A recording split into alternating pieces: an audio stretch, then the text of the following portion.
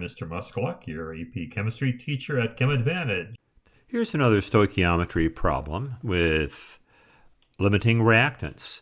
Be sure you've looked at the lead sulfate precipitate reaction that I have before this video, because it's a simpler version of this and it gives you all the basics, and this is a faster run through.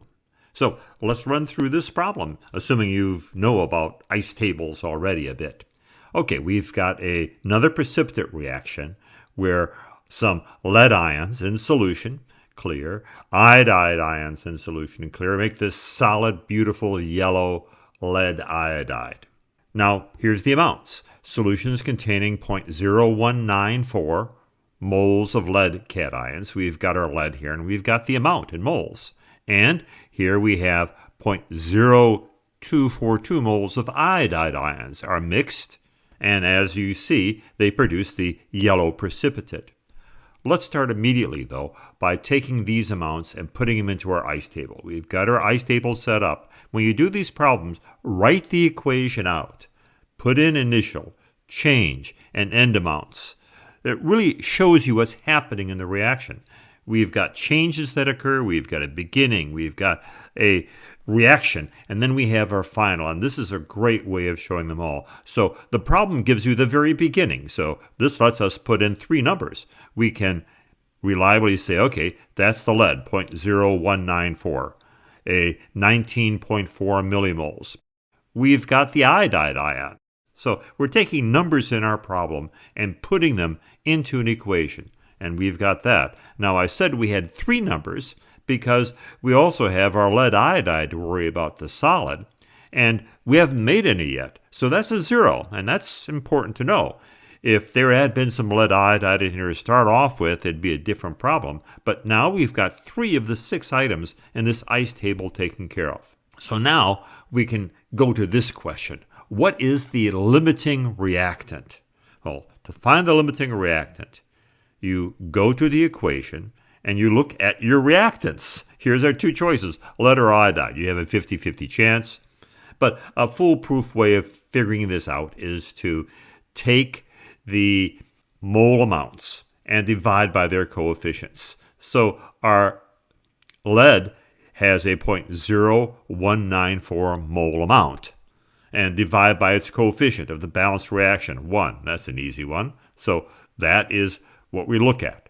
That's one of our reactants. Now we take our iodide, and we have our 242 moles. It looks like it's an excess. It looks like we have more iodide. In fact, indeed, you do have more iodide, but it's got a coefficient of 2 because you need 2 iodides with every 1 lead.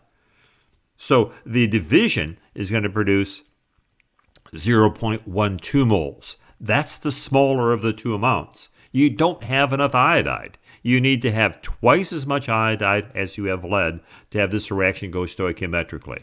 So the limiting reactant is the iodide ion, right there. And that's what we're going to work with. Once you know the limiting reactant, then you can start working with the change amounts. See, we've got nothing here right now. Well, what goes into the change? The reactant that controls everything. The iodide we're short on, and that determines our final amount of product and how much reactant we use. It is the controlling factor. What you have the least of is going to determine how much you make. I'll just put that value here, 0.242 moles. Now, the change amount, as I say, you have to figure that out somehow. As soon as you get one change amount, you've got everything else, because the change amounts follow the coefficients. If we have a 2 here and a 1 here, that means we divide this 0.0242 by its coefficient. You divide by what you know and multiply by what you're going to get, this 1. So that's an easy one. You take the 0.0242, divide by 2, multiply by 1, and that makes sense. 2 iodides make 1 lead iodide. So 0.02 iodides will make 0.01 lead iodide. Of course, I think you can see right now our change amount is going to be this divided by 2 again, multiplied by 1. If there's a 3 here, we would have multiplied by 3, but that would have changed everything because then our limiting reactants would be different.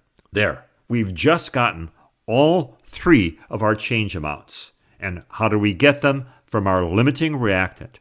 One value here in the change amount determines everything else. This is a real neat thing. When you, in any reaction, no matter how complicated it is, if you get one value for the change, then everything else is solved. It is the key. And here we've got our initial given in a problem. We've determined the change amounts. This is where, where you've got to be sharp. And now the end amounts are just the addition of these two. And what's going to happen? Well, 0.012 moles of lead will be used to react with the 0.0242 moles of iodide, because you need 2 iodides for every 1 lead.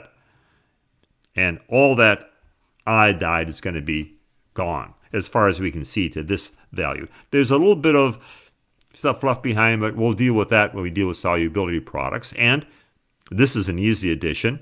Don't need a calculator so far. 0.0121 moles of lead iodide. This solid here that's made is going to contain 0.0121 moles. Moles are just amazing. That's why chemists use them all the time. Look at the ice chart again. Does it make sense?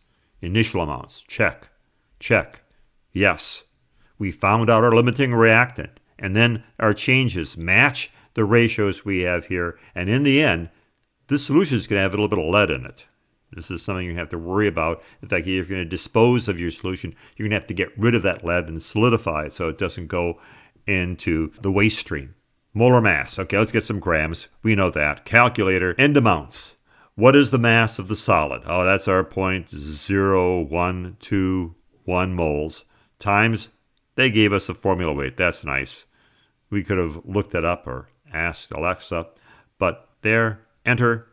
Yeah, makes a reasonable amount. This is grams, 5.57 grams. That's a reasonable amount of material. And there, I've already got it written down. Now, what is the excess reactant left in solution? Well, that's our end. Left in solution. We got 7 millimoles of lead ions floating in here. That's a toxic amount. You don't want to deal with that. So, there we've done the problem. Ice tables.